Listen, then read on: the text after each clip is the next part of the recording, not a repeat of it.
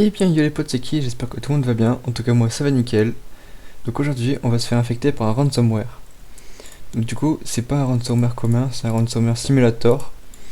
Donc c'est pour simuler un ransomware évidemment, on va pas se tirer une balle dans le pied non plus.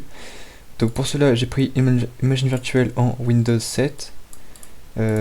J'utilise le ransomware simulator ShinoLocker. Donc du coup ils ont une page internet. Donc du coup ici c'est montré comment l'utiliser, tout ça.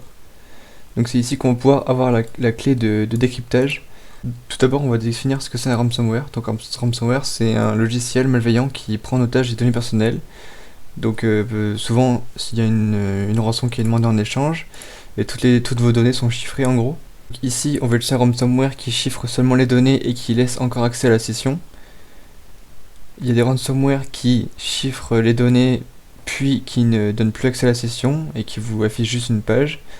Même en redémarrant tout ça, il n'y a pas moyen de réaccéder à la session. Donc ici, ShinoLocker, on installe, on télécharge le logiciel.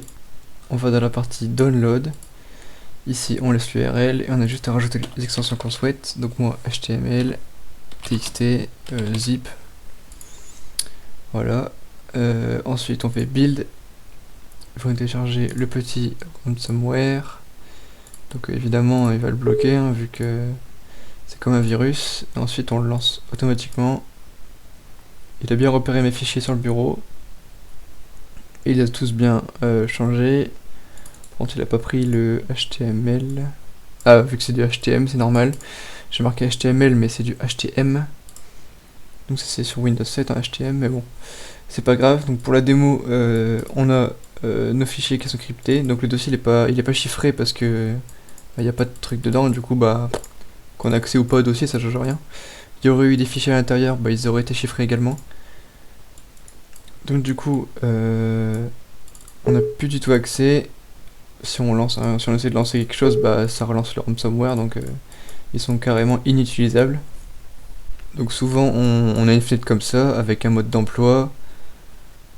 Donc les hackers vous montrent, vous expliquent ce qui se passe sur votre ordinateur, tout ça, et comment résoudre ce problème.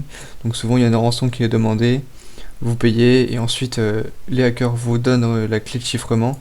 Donc c'est ce qui permet de décrypter les fichiers.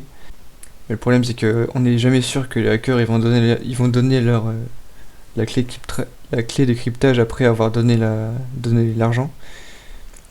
Donc du coup là c'est une simulation, donc du coup on va pouvoir faire ça facilement. Donc on retourne sur ShinoLocker.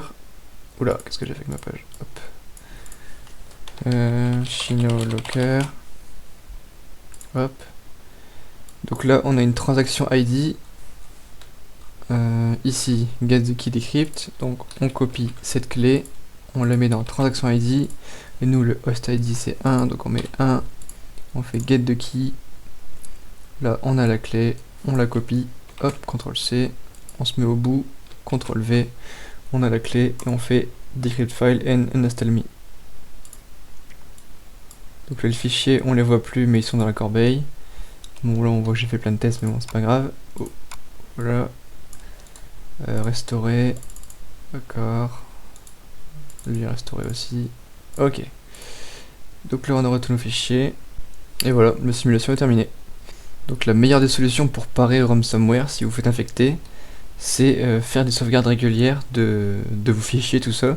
Comme ça, bah, si ça vous arrive, vous devez pas payer et vous réinstallez votre système avec une clé bootable.